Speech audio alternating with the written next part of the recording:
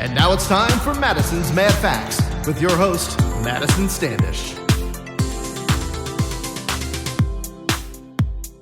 Hey everybody, it's Madison. Welcome to another Madison on the Air bonus feature of Madison's Mad Facts, where we look at the way things were in real life back during these old-timey radio shows. This Mad Facts was originally released November 2024 as a Patreon exclusive and is a bonus feature for our episode 49, The Western Have Gun Will Travel. What stuck out to me the most in that original OTR episode was the little historical touches the writers put into the show to give it more believability. So for this Mad Facts, I hit on true life locations and other actual period references. Spoilers ahead! If you haven't already listened to episode 49, or if you haven't heard it in a year, it's a good time to go back and listen. Here we go! Let's start by talking about San Francisco, 1875. OTR actually has a love affair with San Francisco. We've already featured shows like Candy Matson, Yukon 28209, The Casebook of Gregory Hood, and The Adventures of Sam Spade, which are all set in San Francisco. Why is it such a popular backdrop in radio dramas? One theory I could suggest is that in the 1920s, radio shows originated mainly from New York City. San Francisco became the first hub of radio broadcasting on the West Coast. Early radio didn't have the capability of broadcasting across the entire nation. Even NBC's name as the National Broadcasting Company wasn't quite accurate just yet. If they were lucky, they could reach about as far as Denver. So the New York shows would ship their scripts via Railway Express to San Francisco, so the cast in California could perform them a week later. Remember, they didn't have recording ability then. Everything was done live. So the golden age of radio is considered the 30s through the 50s, but the decade of the mid-20s to the mid-30s is considered San Francisco's radio golden age. Therefore, it's possible creators or writers of the shows we know got their start working in San Francisco and continued to use that locale as their choice setting, while also giving some variety to the typical New York and LA locations. Now, if you listen to a lot of Have Gun Will Travel, many of his adventures will stay close to home for him, and you can get a realistic idea of San Francisco in the 1870s. However, his Carlton Hotel is fictional. Currently, there is a hotel by that name in Nob Hill, but it wasn't built until the 1920s. Maybe the writers heard the name and decided to use it. But if a hotel by that name actually existed in Paladin's time, there is no record of it. However, in our episode, Paladin is traveling to Wickenburg, Arizona, which absolutely did exist in the 1870s. But we can start with the town of Bluebell, run by the Goodfellow family. There is no evidence this town existed, but it was a good name for the writer to use, as the bluebell itself is a desert flower found throughout Arizona and the deserts of the southwest United States. If you're familiar with Bluebell ice cream, the company began in Texas in 1901, taking their name from the local flower. So let's talk about Wickenburg. Wickenburg, Arizona is about an hour-and-a-half drive northwest from Phoenix. The area that encompasses Wickenburg became part of the United States with the 1848 treaty following the Mexican-American War and attracted prospectors looking for minerals. German-born Henry Wickenburg was one of the first prospectors to the area, whose mine, to this date, has produced $30 million in gold.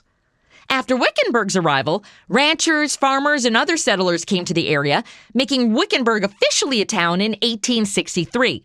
There was violent conflict between the white settlers and the Yavapai tribe throughout the end of the 1800s, with extensive bloodshed on both sides, a far too familiar story in this era.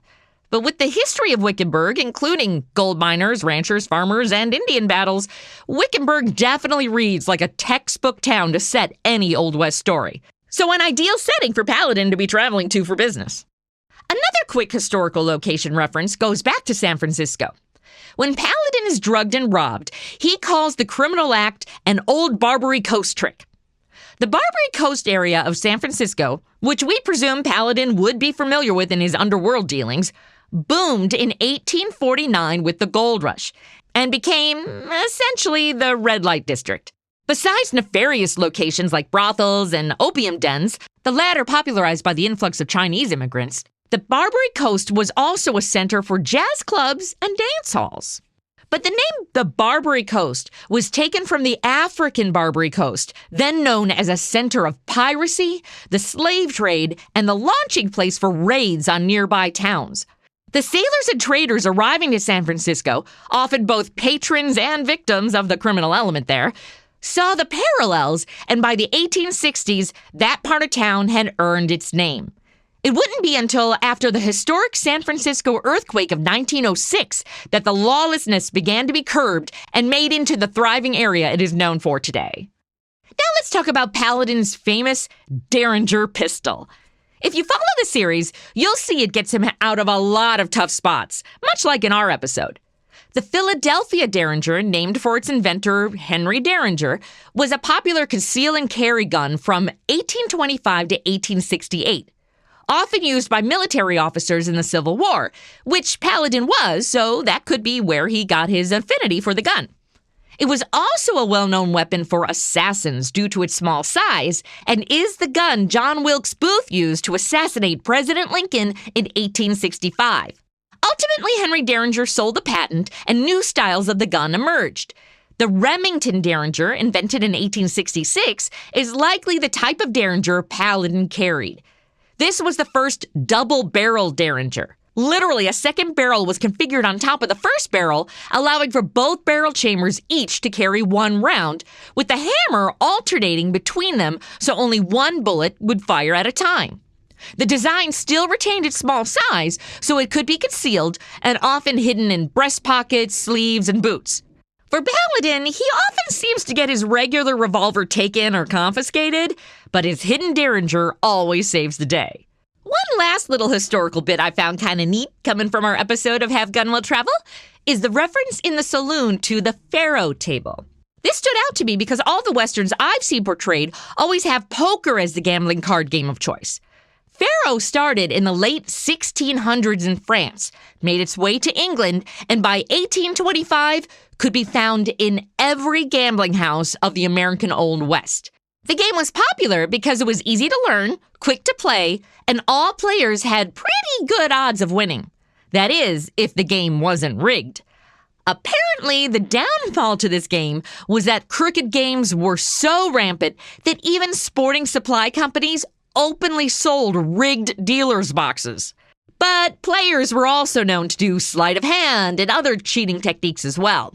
The game was popular throughout the Civil War, and in 1882 was the most money-wagered game in the country.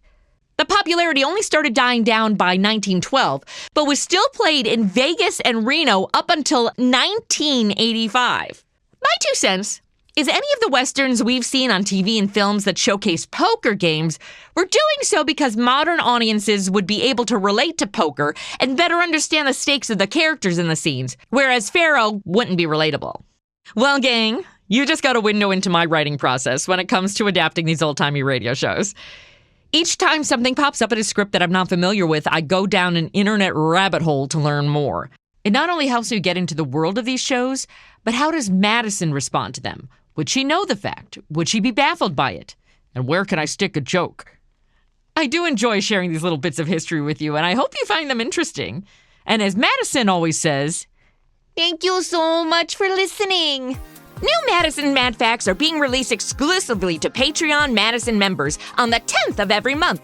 To become a member, it's only $5 a month. That's $60 for the year. And you'll get other Madison exclusives, like early access to the new trailers, links to my blog, Madison's Musings, Friday Madison Trivia, and more. But even if you can't support our show financially, I really appreciate that you're listening. Thanks, everybody!